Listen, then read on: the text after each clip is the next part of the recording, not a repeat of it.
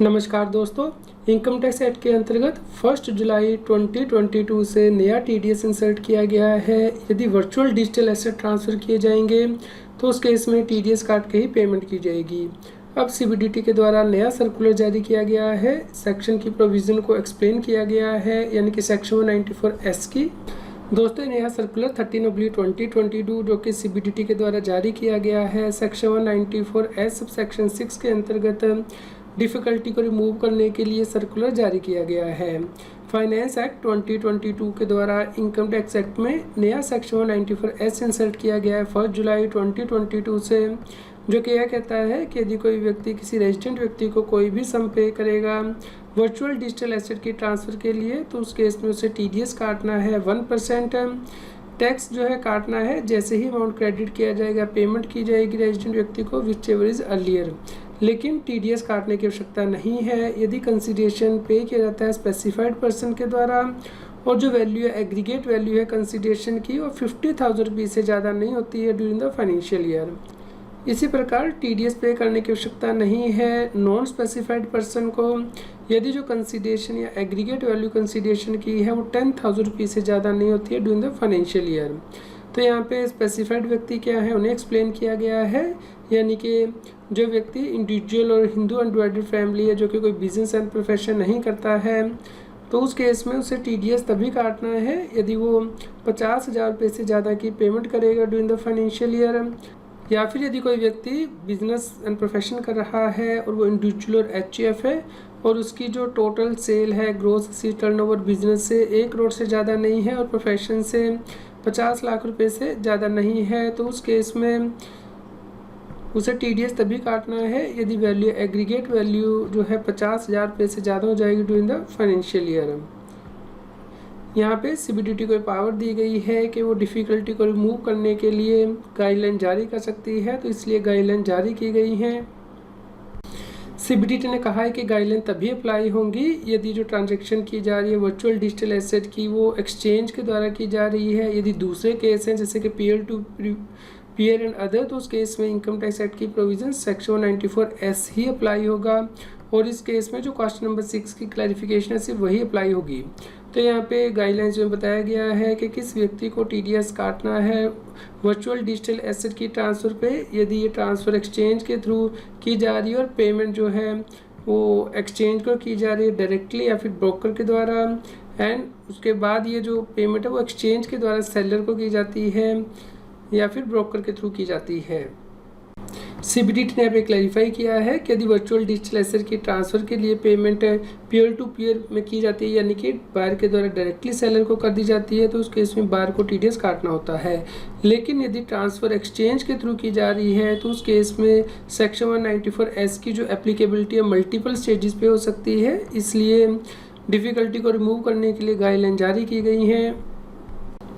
CBDT के द्वारा कहा गया है कि परचेजर डायरेक्टली एक्सचेंज को पेमेंट करता है, उसके बाद एक्सचेंज आगे पेमेंट ओनर को करती है, तो इस केस में 194S का टीडीएस जो है वो एक्सचेंज को काटना है क्योंकि वो अल्टीमेटली सेलर को पेमेंट करेगी।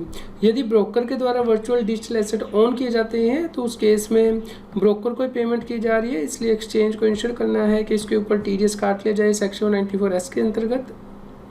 यदि जो एक्सचेंज और सेलर के बीच में जो पेमेंट की जाएगी वो ब्रोकर के थ्रू की जाएगी, तो उस केस में जो टीडीएस काटने की रिस्पॉन्सिबिलिटी एक्सचेंज के ऊपर भी आ जाती है, ब्रोकर के ऊपर भी आ जाती है। लेकिन यहाँ पे यदि रिटन एग्रीमेंट है एक्सचेंज का ब्रोकर का और जिसमें कि मेंशन किया गया है कि ब्रोकर जो वो टीडीएस काटेगा, तो उस केस में ब्रोकर ही सेक्शन 194S का टीडीएस काटने के लिए लायबल होगा। इस केस में एक्सचेंज को क्वार्टरली स्टेटमेंट फाइल करनी होगी 26 KUF में, जो कि नई नोटिफाई की गई है।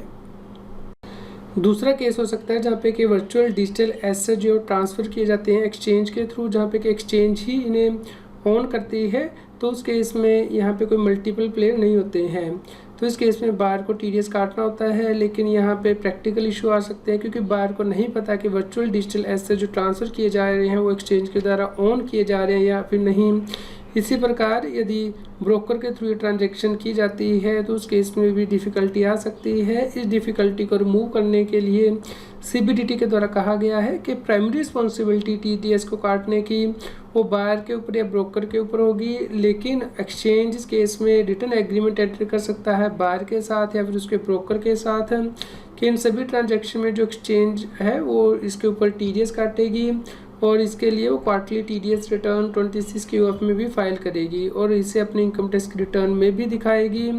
तो इस केस में जो बायर होगा उसका ब्रोकर होगा, उस केस में उसे डिफॉल्टर नहीं माना जाएगा। दोस्तों यहाँ पे क्वेश्चन नंबर 1 का आंसर दिया गया है। यदि ट्रांजैक्शन जो है वो कंसिडरेशन पे किया जाता है उसमें, लेकिन यदि कंसिडरेशन जो है इन काइंड है या फिर दूसरे वर्चुअल डिजिटल एसेट के साथ से एक्सचेंज किया जा रहा है तो उस केस में TDS किस प्रकार काटना है।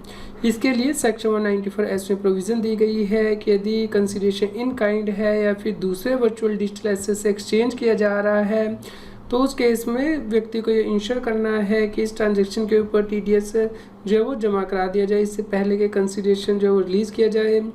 इसलिए इस केस में बायर को ये इंश्योर करना है कि वो सेलर से जो है टैक्स की पेमेंट का प्रूफ ले ले, यानी कि जो चालान उसने जमा किया है। यहाँ पे ये भी सिचुएशन हो सकती है कि एक वर्चुअल डिजिटल एसेट को दूसरे वर्चुअल डिजिटल एसेट से एक्सचेंज किया जा रहा है, यानी कि VDA A को VDA B से एक्सचेंज किया जा रहा है। यहाँ पे व्यक्ति दोनों ही बन जाता है, बायर भी बन जाता है, सेलर भी बन जाता है।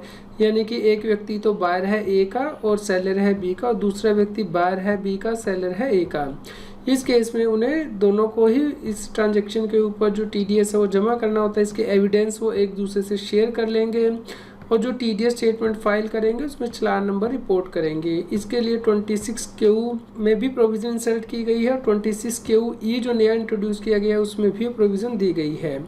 लेकिन यदि ट्रांजैक्शन एक्सचेंज के थ्रू की जा रही है तो प्रैक्टिकल जो डिफ़िकल्टीज़ आ सकती हैं, इसलिए इस केस में अल्टरनेट मैकेनिज्म ये दिया गया है कि इस केस में TDS एक्सचेंज के द्वारा काटा जा सकता है। इसके लिए एक्सचेंज जो है रिटर्न कॉन्ट्रेक्चुअल एग्रीमेंट कर सकती है बायर और सेलर के साथ।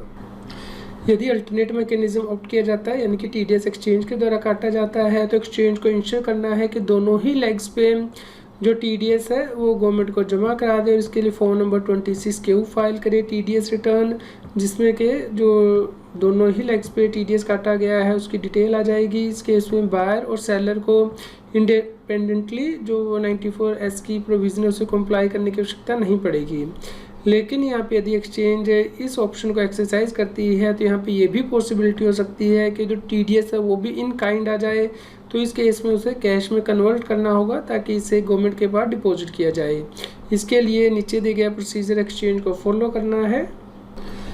तो जब ट्रांजैक्शन की जाएगी उस वक्त एक्सचेंज को TDS काटना है इन पेयर में जिसमें कि ये ट्रेडिंग की जा रही है। जैसे कि मोनेरो को डेसो में लिया जाता है तो उस केस में 1% TDS मोनेरो पे कटेगा, 1% TDS जो है डेसो पे कटेगा अंडर सेक्शन 194(s).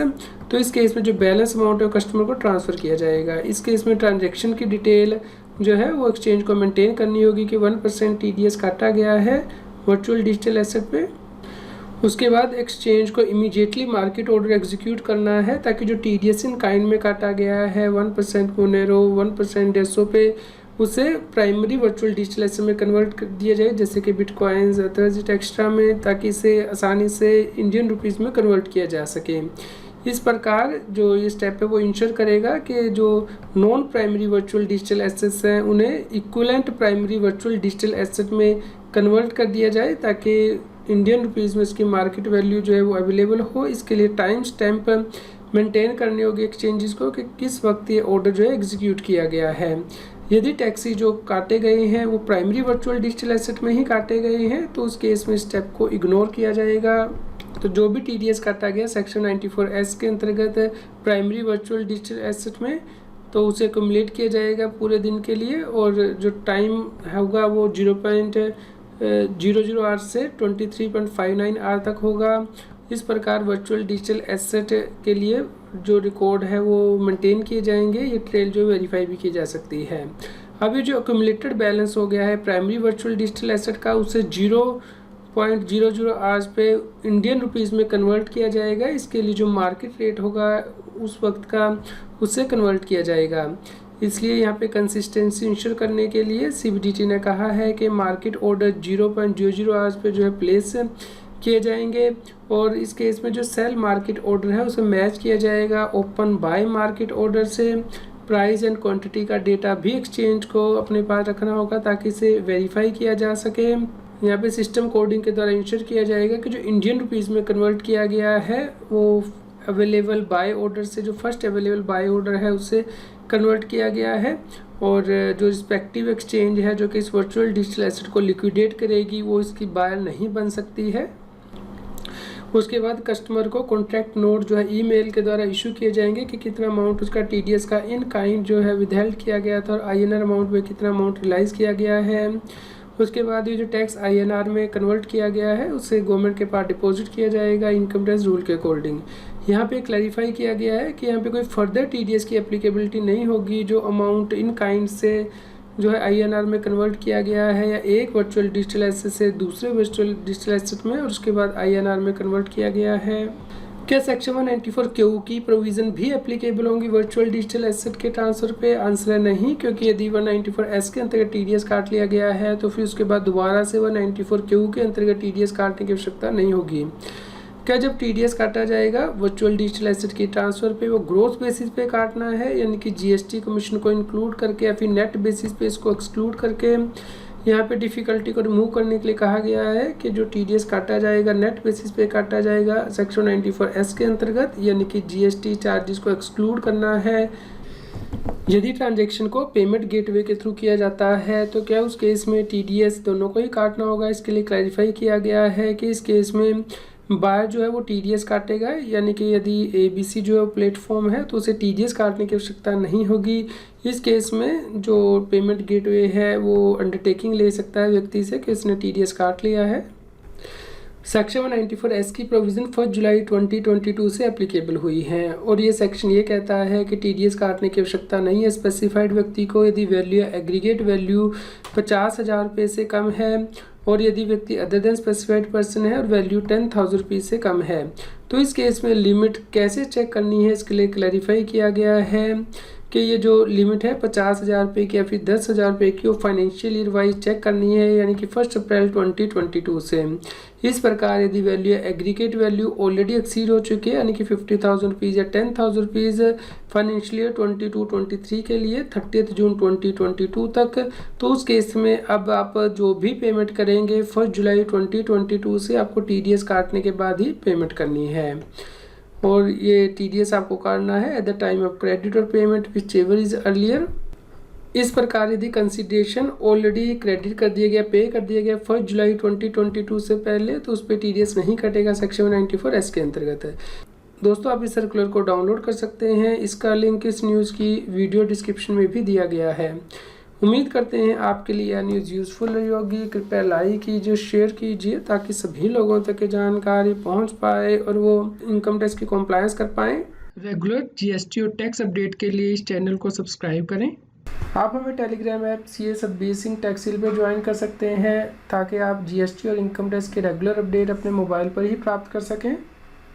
यदि आप इस चैनल को सपोर्ट करना चाहते हैं या फिर आपकी कोई इनकम टैक्स और GST की क्वेरी है तो आप सुपर थैंक्स बटन को यूज़ करके वो पूछ सकते हैं ताकि हम जल्द से जल्द आपकी क्वेरी का जवाब दे पाएँ।